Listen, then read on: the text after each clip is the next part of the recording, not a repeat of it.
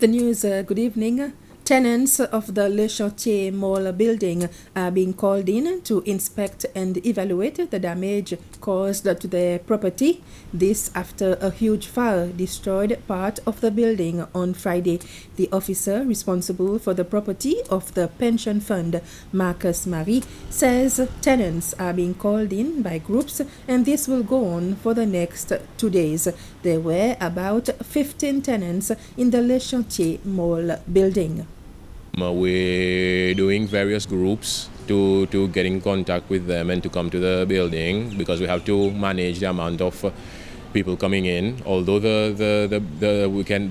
certain personnel can access the building, we have not yet received full reopening occupancy certificate, so we have to wait for that for normal services to resume. In the meantime, we're contacting the tenants individually and giving them a time slot for them to come in and check the units. Today we've started with the larger organizations, the government entities. They've come this morning and there will be more this afternoon. There will be some more tomorrow. Then following that, depending on how long it takes, we'll see how many hours in the day remain tomorrow so that we can fit other people in. And a bedsitter at Le Canel has become the latest victim of another fire earlier today. The incident occurred this morning at around 11 a.m. The property is owned by Mrs. Marie-France Joseph and her daughter who were occupying the house.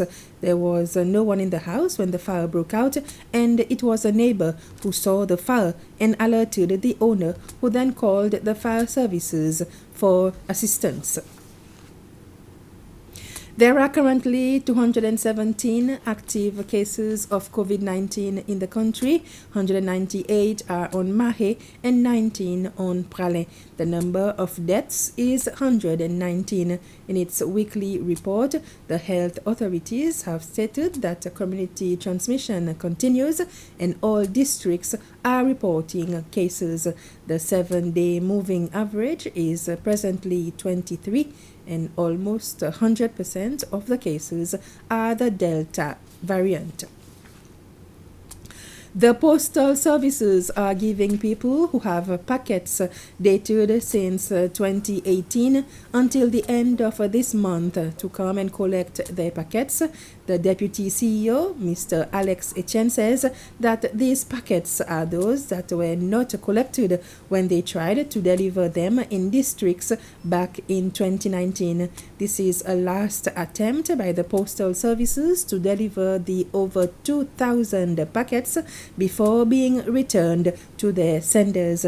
Mr. Etienne says that with Christmas approaching and the resumed activities at the international ports, the post office will need more space for the load of packets and parcels that will be coming in soon.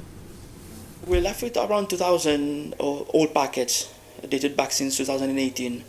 And previously we had announced that we will be delivering them on Saturdays from 12 to 4, but we did that last Saturday and actually we got only 3 clients.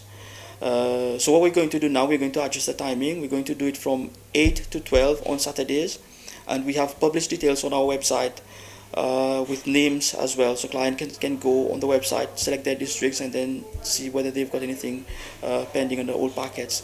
And I encourage them to come and collect because this is the last attempt. Otherwise, we'll have no choice, but we'll have to return these packets back to sender.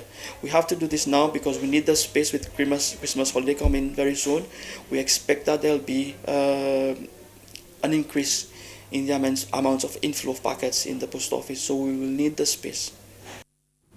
The Media, Youth and Culture Committee of the National Assembly recently visited Pralé and La Digue. The aim of the visits were to engage with certain organizations affiliated with the media, youth and culture to know the challenges they are facing.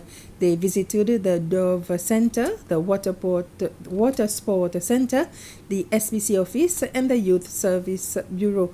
The committee also went to La Digue to see if commitments made by ministers in the National Assembly have been fulfilled. And with this, we come to the end of this news summary. Thanks for watching.